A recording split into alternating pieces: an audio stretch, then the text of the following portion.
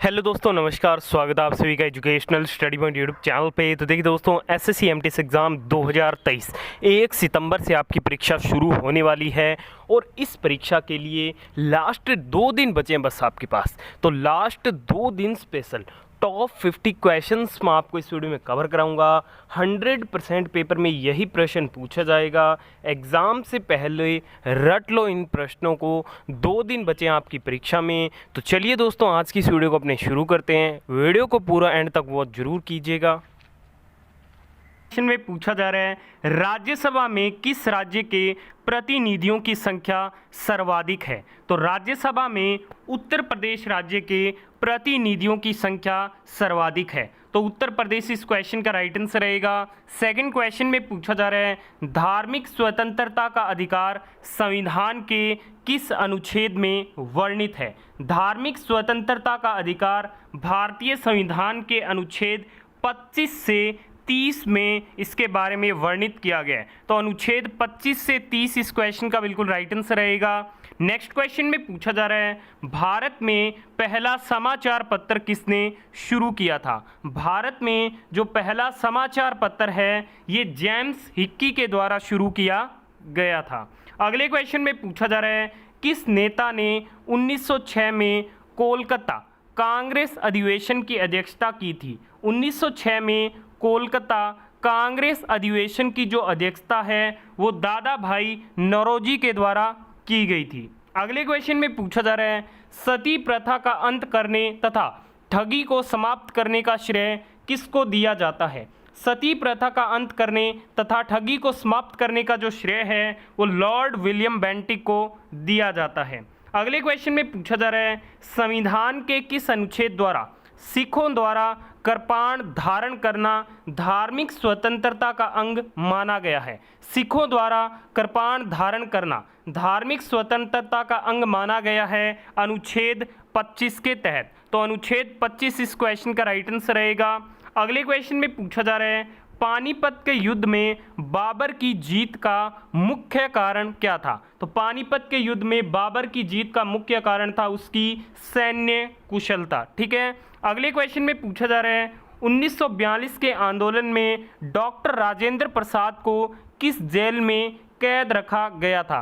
1942 के आंदोलन के दौरान डॉक्टर राजेंद्र प्रसाद को बांकीपुर जेल में कैद रखा गया था। तो बांकीपुर जेल इस क्वेश्चन का बिल्कुल करेक्ट आंसर रहेगा।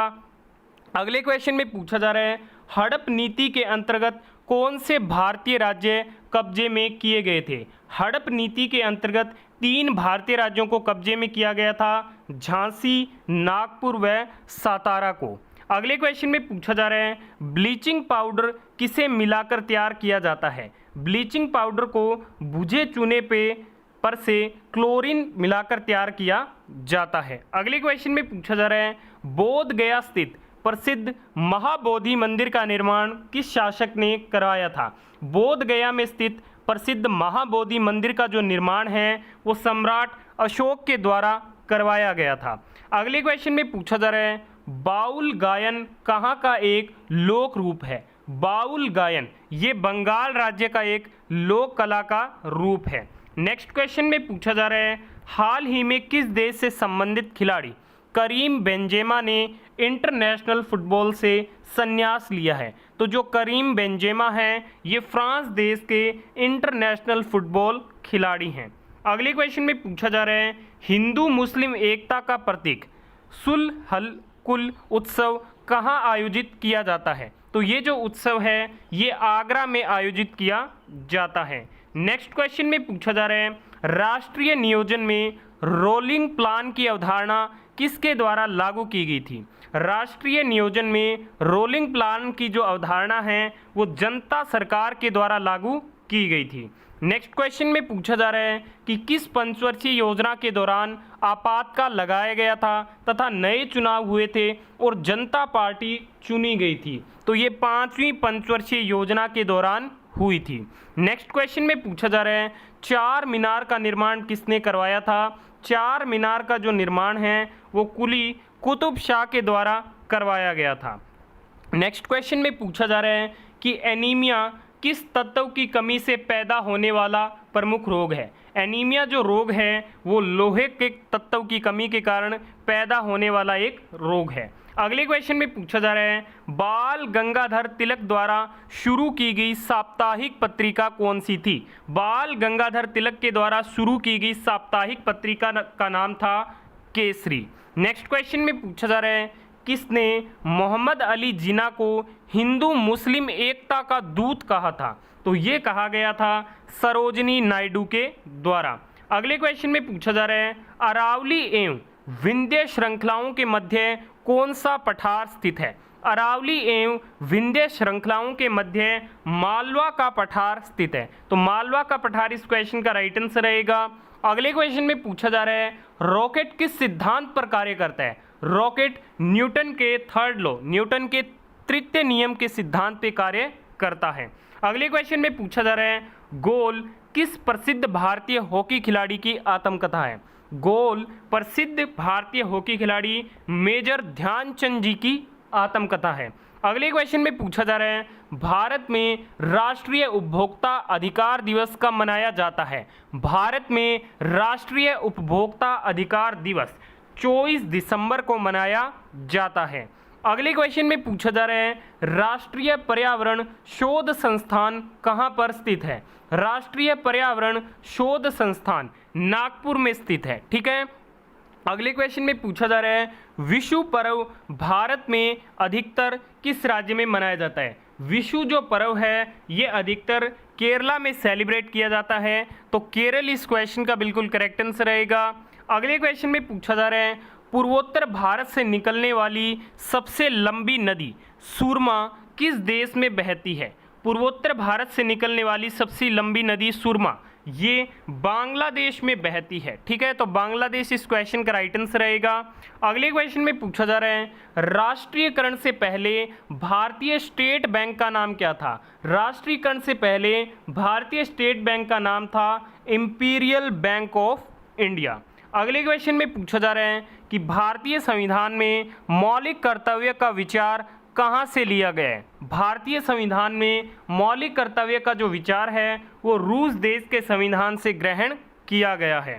अगले क्वेश्चन में पूछा जा रहा है, राष्ट्रीय विकास परिषद का गठन किस तिथि को हुआ था? राष्ट्रीय विकास परिषद का गठन 6 अगस्त 1952 को हुआ था। तो 6 अगस्त 1952 इस क्वेश्चन का करेक्ट आंसर रहेगा।